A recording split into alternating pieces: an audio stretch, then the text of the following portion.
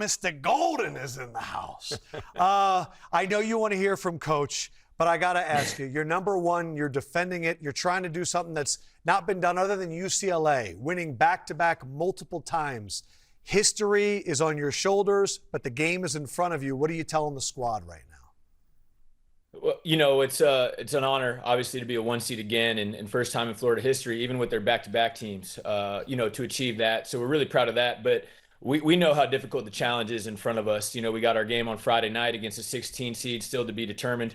But even that 8-9 game on Sunday, if we are fortunate enough to win, is going to be a huge, huge challenge. In all transparency, we're trying to get through this weekend, find a way to stay alive and get to Houston, and we'll kind of take it week by week at this point. TG, so happy for you, so proud of you. I just want to remind people, in the 4 years prior to Todd Golden taking over, only 2 NCAA tournament appearances. Since then, it's 3 appearances, it's 2 number 1 seeds, and a natty, and your position right now to obviously make history. Culture, how? Tell us how you did it.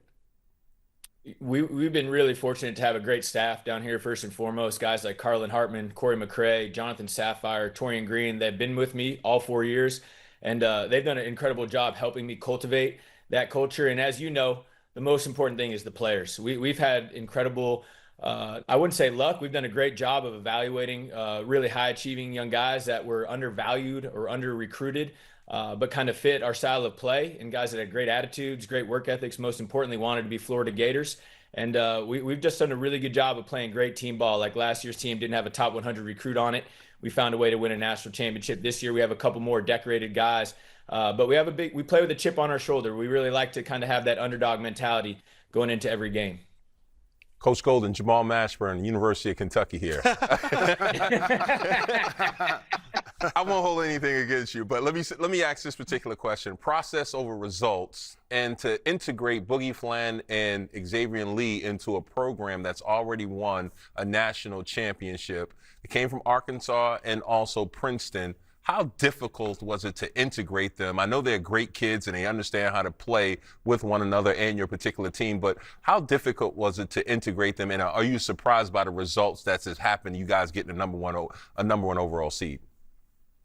Well, it's been more difficult than we thought initially. And I think one of the bigger challenges that we didn't quite think about was not only did they have to come into our program and learn how we play and learn our style and all those things, but our returning players, our front court players, went from being role guys that were great role guys to taking on more of the usage and more of the possessions, finishing that way. So everybody in our program, whether it was the new guys or the returners, kind of had to take on some more responsibility. And it took us through November, taking those lumps against some really good teams, losing close games, to kind of find ourselves. In December, we started playing better. And then once we got into SEC play, obviously we've taken it up a notch and been one of the better teams in America over the last 2 months.